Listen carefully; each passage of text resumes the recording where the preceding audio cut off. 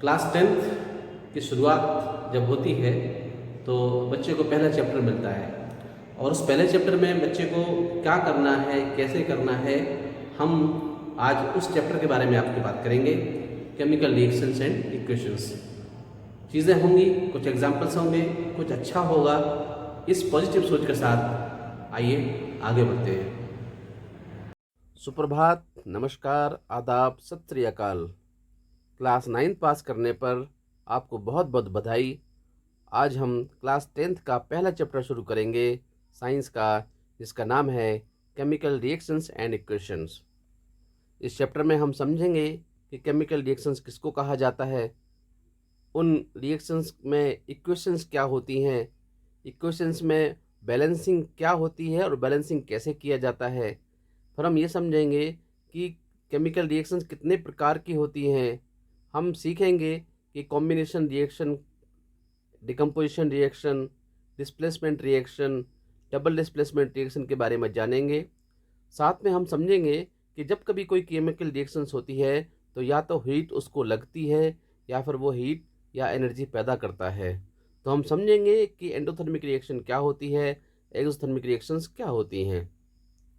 साथ साथ में हम ये भी जानेंगे कि जो रेस्पिरेशन है उसको हम कौन सी रिएक्शन कहते हैं, एंडोथर्मिक कहेंगे या एक्सोथर्मिक कहेंगे। ठीक इसी प्रकार से फोटोसिंथेसिस कौन सी रिएक्शन है, एंडोथर्मिक या एक्सोथर्मिक, ये आंसर हम जानेंगे। इस चैप्टर में हम जानेंगे कि रेडॉक्स रिएक्शन क्या होती है और साथ साथ में हम समझेंगे कि खाना क्यों खराब होता है, खाने को खराब होने से कैसे बचाया जाए, और अंत में हम ये भी जानेंगे कि मेटल्स भी खराब हो जाती हैं, मेटल भी डिग्रेड होती हैं। तो किस प्रकार से मेटल का डिग्रेडेशन होता है उसके बारे में हम समझेंगे।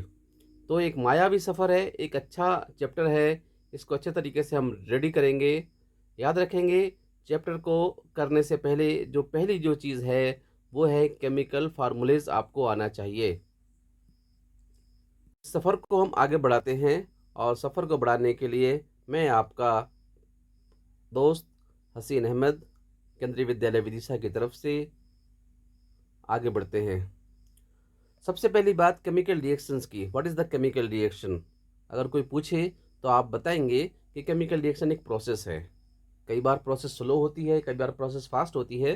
तो हम समझेंगे कि केमिकल रिएक्शन क्या होती है। एक प्रोसेस होती है in which some substance reacts and products produces new substance. मतलब ये है कि कुछ सब्सटेंस हैं जो कि कुछ नया बनाते हैं। तो some substance reacts and produce new substance with different nature and identity. उनकी नेचर कुछ अलग हो जाएंगे। सीधी सीधी बात है कि केमिकल रिएक्शन जो होती है वो प्रोसेस होती है और उस प्रोसेस में कुछ नया बन जाता है। अब कैसे नया बनता है? सबसे पहले में आप देख रहे हैं कि conversion of milk into curd. यहाँ पर जो है हमारे पास क्या है, मिल्क है, और ये मिल्क हमारा कन्वर्ट हो रहा है काय में, दही में कन्वर्ट हो रहा है। तो दही में कन्वर्ट हो रहा है तो मिल्क का टेस्ट अलग और कर्ड का टेस्ट अलग होता है। दूसरे फोटो में क्या किया गया है कि कुछ चेन है और कुछ चेन नई है। ये आप समझ सकते हैं, ये वाली जो है ना चैप्टर क्या, ये वाली चेन क्या है, न्यू है, और ये वाली ओल्ड है।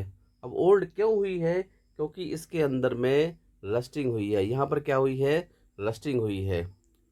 फिर आप ये भी समझते हैं कि शराब बनाई जाती है, अंगूरों की शराब बनाई जाती है, अंगूर को सड़ा के गला के उसका क्या बनाया जाता है, वाइन बनाई जाती है। तो वाइन जब बनती है तो एक प्रोसेस यूज़ होती है जिसको बोलते हैं फर्मेंटेशन। क्या बोलते हैं? फर्मेंटेशन ऑफ ग्रेप्स आमतौर पे। फिर आप देखिए कि जब खाना हम बनाते हैं तो खाना बनाते समय हम लोग क्या करते हैं, कच्चे मटेरियल का यूज़ करते हैं और उससे खाना पकाते हैं। तो ये जो प्रोसेस हो रही है इसमें इसमें कुछ नया बन रहा है। जो हमारे पास जो चीज़ें थी उनसे कुछ नया बन रहा है। तो केमिकल रिएक्शंस हम ये एग्जाम्पल्स हैं जो हम देख रहे हैं। इसके अलावा आप देखेंगे कि डाइजेशन ऑफ फूड, खाना पचाना भी एक प्रकार की केमिकल रिएक्शंस है। कैसे होती है उसके बारे में बायो वाले टीचर बेहतर बताएंगे, लेकिन एक प्रोसेस है। सांस लेते हैं, रेस्पिरेशन, तो वो भी एक प्रकार की केमिकल रिएक्शन है। तो हम समझेंगे कैसा होता है। कुछ एग्जाम्पल्स के साथ आगे बढ़ते हैं। सबसे पहले क्लास टीचर ने आपको, साइंस के टीचर ने आपको करके बताया होगा कि मैग्नीशियम के रिबन को जब जलाया जाता है तो वाइट कलर की एश निकलती है, सफ़ेद कलर की एश निकलती है। ये असल में मैग्नीशियम जो है वो ऑक्सीजन के साथ रिएक्ट करके और बनाता है MgO, जिसको हम कहते हैं वाइट ऐश। तो ये वाइट ऐश होती है। तो मैग्नीशियम तो मेटल है और मेटल जलती है। यस, मेटल जलती है। इसको आपके लिए करके बताया है कि वाइट ऐश कैसे बनती है। टीचर ने आपको ये भी करके बताया कि जब कभी भी हम जिंक जिंक को अगर हम जिंक को अगर हम एसिड के अंदर डालते हैं, लेट अस सपोज ये हमारे पास जिंक है और हमने एसिड डाल दिया H2SO4, तो ये पाते हैं कि इस रिएक्शन में क्या बनेगा, ZnSO4 बनेगा और साथ में निकलेगा हाइड्रोजन गैस। और हाइड्रोजन हाइड्रोजन होती है गैस, और गैस ऊपर की ओर जाती है, गैस जाएगी उड़, गैस जाएगी उड़। तो ये हमारे पास कुछ नया बन रहा है। केमिकल रिएक्शन डालने से पहले कुछ और, डालने के बाद कुछ और, जब नया बनता है। ठीक इसी प्रकार से इस थर्ड वाले में आप देखिएगा कि जो पोटेशियम आयोडाइड का सॉल्यूशन होता है ये ट्रांसपेरेंट, बिल्कुल पानी के जैसा होता है। ठीक इसी प्रकार से लेड नाइट्रेट का सॉल्यूशन जो होता है वो भी कैसा होता है, बिल्कुल पानी जैसा होता है। लेकिन जब दोनों को मिलाते हैं तो मिलाने पर येलो कलर की हमारे पास PPT बनती है। ये भी एक एग्जाम्पल है केमिकल रिएक्शन का। तो आमतौर पे जब कभी कोई केमिकल रिएक्शन होती है तो चार चीज़ें देखी जा सकती हैं। Number 1, change in physical state. Number 2, change in colour. Number 3, evolution of gas. Number 4, change in temperature. ये चार चीज़ें जो है ना उसकी कैरेक्टरिस्टिक्स होती हैं। What are the characteristics of chemical reactions? तो दीज आर दी 4 कैरेक्टरिस्टिक्स। इनमें या तो 4 होंगी, या 3 होंगी, या 2 होंगी, लेकिन कंपलसरी एक तो ज़रूर होगी। तो थोड़ा और समझते हैं कि केमिकल रिएक्शंस के बारे में। जब जब हम लिखते हैं तो क्या होता है, बोलते हैं तो क्या होता है। तो याद रखिए इस बात को, जब हमने केमिकल रिएक्शन बोलते समय जो कुछ भी होता है उसको हम केमिकल रिएक्शन कहेंगे। जैसे कि बोल दिया कि मैग्नीशियम का रिबन ऑक्सीजन के साथ जला तो मैग्नीशियम ऑक्साइड में कन्वर्ट हुआ, ये एक केमिकल रिएक्शन की बात हो रही है। अगर हम इसको वर्ड में कन्वर्ट करते हैं तो मैग्नीशियम ऑक्सीजन के साथ रिएक्ट करके मैग्नीशियम ऑक्साइड बनाया, ये सारी की सारी क्या है, रिएक्शंस की बात हो रही है। लेकिन जब हम इनको फार्मूले के रूप में लिखते हैं, मैग्नीशियम का फार्मूला Mg, ऑक्सीजन का फार्मूला O2, और जो प्रोडक्ट बना है उसका नाम है मैग्नीशियम ऑक्साइड, उसका फार्मूला MgO। तो ये जो है इस फॉर्म में जब लिखा जाता है इसको बोलते हैं इक्वेशन। क्या बोलते हैं? इक्वेशन। तो केमिकल रिएक्शन जो कुछ भी हम बोल रहे हैं, जो कुछ भी हम पूरा पूरा बोल रहे हैं, लेकिन जब फार्मूले की बात होती है तो फार्मूले के रूप में रिप्रेजेंटेशन इक्वेशन कहलाता है। काम की बात क्या लिखना है? फॉर्मूला। क्या लिखना है? फॉर्मूला। इसके हिसाब से चलने पर। तो केमिकल रिएक्शंस के बारे में थोड़ा और समझते हैं। यहाँ हमने एक चीज़ पकड़ी है कि सर यहाँ Mg1 है, यहाँ ऑक्सीजन O2, सर ये तो 2 नंबर है इसके। लेकिन प्रोडक्ट साइड में जब देखते हैं तो Mg1 है और यहाँ पर ऑक्सीजन कितना है? ऑक्सीजन 1 ही है। सर यहाँ ऑक्सीजन O2 मतलब 2 और यहाँ पर ऑक्सीजन 1, सर ये एक तो कुछ उलझन है। प्रोडक्ट साइड में ऑक्सीजन केवल 1 है और रिएक्टेंट साइड में ऑक्सीजन कितनी है हमारे पास? 2 है। सर ये बराबर नहीं है। तो ऐसी रिएक्शन को स्केलेटल रिएक्शन कहा जाता है। क्या कहा जाता है? Skeletal reaction. और इन रिएक्शन को बैलेंस करना ज़रूरी है। एक एग्जांपल बताता हूँ मैं आपको। जब कभी कोई केमिकल रिएक्शन होगी तो उसमें ये वाला हिस्सा जो होता है इसको बोलते हैं रिएक्टेंट, और ये जो वाला हिस्सा होता है इसको बोलते हैं प्रोडक्ट। तो लॉ ऑफ कंजर्वेशन के हिसाब से हमारे पास जो कुछ भी अमाउंट रिएक्टेंट साइड है उतना ही का उतना नंबर प्रोडक्ट साइड होना चाहिए। तो क्या करा जाए?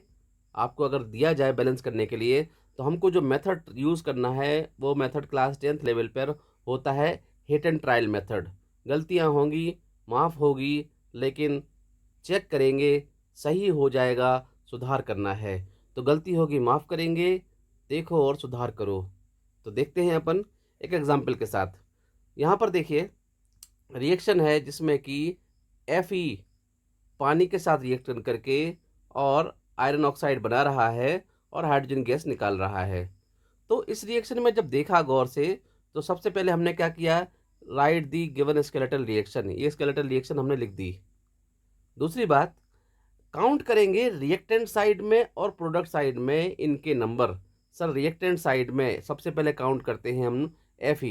सर Fe रिएक्टेंट साइड में 1 है और प्रोडक्ट साइड में 3 है। देखिए यहाँ पर, यहाँ इसके आगे कुछ नहीं लगा है तो 1 है, यहाँ पर 3 लगा है तो कितने नंबर हैं? 3। हाइड्रोजन देखिए रिएक्टेंट साइड में H2, रिएक्टेंट साइड में H2, यहाँ देखिए H2 लिखा हुआ है तो रिएक्टेंट साइड में हाइड्रोजन हो गए हमारे पास 2। और प्रोडक्ट साइड में देखेंगे H2, यहाँ देखिए ये प्रोडक्ट साइड में लिखे हैं 2, तो इस साइड में भी हमारे पास क्या हो गए? 2। सर ये तो बैलेंस बराबर है। यहाँ पर झोल है, यहाँ पर तो झोल क्या है सर? हाई Fe के नंबर यहाँ पर 3 है प्रोडक्ट साइड में और रिएक्टेंट साइड में केवल 1 है। तो आप देखिए 3 minus 1 is equal to 2। Sir 2 का उलझन है। उसके बाद देखिए ऑक्सीजन के नंबर देखते हैं तो ऑक्सीजन का नंबर हमारे पास कितना है? 1 है। ऑक्सीजन हमारे पास वाटर के साथ है तो ऑक्सीजन 1 है। और यहाँ पर ऑक्सीजन कितने हैं? 4 ऑक्सीजन है। ये देखिए Fe3 और 4, तो सर यहाँ पर 4 है। तो नेट डिफरेंस देखिए आप, नेट डिफरेंस ये पाते हैं कि sir 4 minus 1 is equal to 3 is equal to 3। तो सर रिएक्शन बैलेंस नहीं है, तो रिएक्शन को बैलेंस किया जाए तो हमें क्या करना है? जब कभी भी कोई रिएक्शन रहे तो उस रिएक्शन में हमको क्या करना है? कुछ नंबर का यूज़ करना है। याद ये रखना है हमको नंबर, कि वो नंबर केवल और केवल हमारे स्टैचोमेट्रिक नंबर होते हैं जो कि आगे लगेंगे। ये जो निचला हिस्सा है यहाँ पर कुछ नहीं लिखना है, यहाँ जो है यहाँ पर भी कुछ नहीं चेंज करना है, जो कुछ भी दे रखा है यहाँ पर चेंज कुछ नहीं करना है और यहाँ पर भी चेंज कुछ नहीं करना है। आपको चेंज जो करना है वो चेंज केवल इसके सामने करेंगे। तो सामने कैसे? जैसे कि मान लो हमारे पास चेंज करना है तो यहाँ कर सकते हैं। यहाँ पर जैसे मान लो हमारे पास लिखा है H2O, तो हम चेंज क्या करेंगे? इसके सामने। Fe3O4 लिखा है इसके सामने, H2 लिखा है इसके सामने। तो देखिए ज़रा आप काउंट करिए। सर Fe के नंबर यहाँ पर 1 है और यहाँ पर 3 है, डिफरेंस कितना है? 2 है। सर इस नंबर को बैलेंस कर लो पहले। जिस इन देखिए यहाँ पर 2 है, यहाँ पर 3 है, जिसके नंबर कम है उसके नंबर बराबर कर दो। सर प्रोडक्ट साइड में Fe के नंबर 3 है, रिएक्टेंट साइड में Fe का नंबर 1 है, तो क्यों ना इसके नंबर बराबर करते के लिए हम यहाँ पर 3 लगा दें। ये लगा दिया। सर जब लगा दिया तो ट्रायल कर लिया, चेक करो, तो Fe के नंबर यहाँ पर 3 और Fe के नंबर यहाँ पर 3, ये हो चुके हैं। उसके बाद अब आप देखिए हाइड्रोजन के नंबर। सर अभी हाइड्रोजन का नंबर यहाँ पर 2 है और यहाँ पर भी प्रोडक्ट साइड में हाइड्रोजन का नंबर 2 है, इससे कोई दिक्कत नहीं है, लेकिन ऑक्सीजन से खेल हो रहा है। प्रोडक्ट साइड में ऑक्सीजन के नंबर 4 हैं। यहाँ देखिए प्रोडक्ट साइड में ऑक्सीजन के नंबर कितने हैं? 4 हैं। तो जब 4 ऑक्सीजन के नंबर हैं तो इसके लिए हमें यहाँ पर ऑक्सीजन को बैलेंस करने के लिए 4 लगा दिया। अब हमने यहाँ 4 लगा दिया। सर 4 लगा दिया तो एक गड़बड़ हो गई कि इसका मल्टीपल इन सब के साथ होता है, इसका मल्टीपल इन सब के साथ होता है। तो 4 ऑक्सीजन 4, लेकिन 4 जो हमारे पास 4 का मल्टीपल H2 के साथ होगा तो आप देखिएगा 4 इंटू 2, 4 इंटू 2 कितना हो जाएगा? 8। सर यहाँ पर हाइड्रोजन जो है ना 8 हो जाएंगे। तो इस जगह पर हाइड्रोजन केवल 2 हैं, तो हमें क्या करना पड़ेगा? इन हाइड्रोजन को भी बैलेंस करना पड़ेगा और उसके लिए हम लगाएंगे यहाँ पर 4। 4 दूनी 8, 4 दूनी 8, रिएक्शन बैलेंस है। तो कुछ क्वेश्चंस की बात करते हैं कि अगर कहीं लिखा हो कि नाइट्रोजन को बैलेंस करना है जब उसकी रिएक्शन हाइड्रोजन के साथ होती है और बनता है अमोनिया, तो अमोनिया का फार्मूला होता है NH3। सर यहाँ पर तो अमोनिया बना तो दिया लेकिन बैलेंस नहीं है। सर यहाँ नाइट्रोजन कितने हैं? सर यहाँ नाइट्रोजन 2 हैं, इस तरफ में नाइट्रोजन कितने हैं? 1 है। सर हाइड्रोजन यहाँ पर कितना है? 3 है और यहाँ हाइड्रोजन कितना है? हाइड्रोजन यहाँ पर 2 है और यहाँ पर हाइड्रोजन 3 है। अब आप देखिए कि हमको इसको बैलेंस करना पड़ेगा। क्यों? क्योंकि यहाँ पर नंबर बराबर नहीं है। तो डिफरेंस चेक करिए आप, यहाँ पर हाइड्रोजन के नंबर 2, यहाँ पर 3, 1 का डिफरेंस। यहाँ पर नाइट्रोजन कितने? 2 हैं और यहाँ पर नाइट्रोजन कितना है? 1 है। तो आप देखिए यहाँ 2 और इधर में 1, डिफरेंस कितने का है? 1 का। तो क्यों ना हम एक कोई नंबर बैलेंस कर लें। सर 2 को इस तरफ में जो 2 है, इस तरफ के 2 को हम इस तरफ भी 2 लगा दें। जैसे ही हमने 2 लगाया सर, यहाँ 2 नाइट्रोजन पूरे हो गए और यहाँ हमने मॉडिफाई करते हुए इसको सामने 2 लगा दिया है, तो ये नाइट्रोजन यहाँ पर कितने हो गए 2। लेकिन जो हमारे पास इस 2 का मल्टीपल यहाँ भी होगा, इस 2 का मल्टीपल यहाँ भी होगा, 2 का मल्टीपल यहाँ भी होगा। सर नाइट्रोजन तो 2 हो गए, लेकिन हाइड्रोजन के नंबर कुछ चेंज हो गए। सर हाइड्रोजन के नंबर यहाँ 3 और इसके सामने लगा हुआ है 2, तो क्या लग जाएगा 2 × 3 = 6 हो गया। अरे सर ये तो 6 हो गया, तो इस 6 के बराबर हमको रिएक्टेंट साइड में हाइड्रोजन करना पड़ेंगे। तो क्या करेंगे हम, 2 तो यहाँ लगा हुआ है, 2 तो यहाँ लगा हुआ है, तो ऐसा नंबर लगाएं कि 6 आ जाए। तो 2 यहाँ लगा हुआ है, तो हमें ऐसा नंबर लगाएं कि 6 आ जाए। तो 2 × क्या लगाएंगे 3, तो 2 3 जा 6, तो यहाँ क्या लग जाएगा 3। बस रिएक्शन बैलेंस हो गई। तो ये जो रिएक्शन आपके सामने प्रेजेंट है, इसमें क्या किया गया है, इसमें इसमें आपको केवल केवल केमिकल रिएक्शंस दी गई हैं और उन केमिकल रिएक्शंस को इक्वेशन के रूप में कैसे लिखा है ये आपको बताया। साथ साथ में आपको बताया कि रिएक्शन बैलेंस कैसे की गई है। फिर से समझिएगा बात को कि मान लो हमारे पास जिंक दे रखा है और वो उसकी रिएक्शन जिंक सिल्वर नाइट्रेट के साथ हो रही है और बदले में प्रोडक्ट साइड में जिंक नाइट्रेट और सिल्वर बन रहा है। तो सिल्वर का फार्मूला जो होता है Ag होता है, जिंक का फार्मूला Zn होता है, सिल्वर नाइट्रेट का फार्मूला क्या होगा AgNO3 होगा और जिंक नाइट्रेट का फार्मूला ZnNO3 होगा। तो जब आपको रिएक्शन के फार्मूले याद हो जाएंगे तो फार्मूले के हिसाब से आप प्रोडक्ट लिख देंगे। रही बात बैलेंस करने की, तो बैलेंस करना आपको हमने अभी बतलाया। इसमें आप वीडियो पॉज करेंगे और वीडियो पॉज करके ये जो नंबर यहाँ पर 2Ag लगा है, यहाँ पर 2Ag लगा है, इसको बैलेंस करने के लिए लगाया गया है। कैसे लगाया गया है, आप वीडियो पॉज करिए और पॉज करके इसको आप खुद बना कर देखिए, अच्छा लगेगा।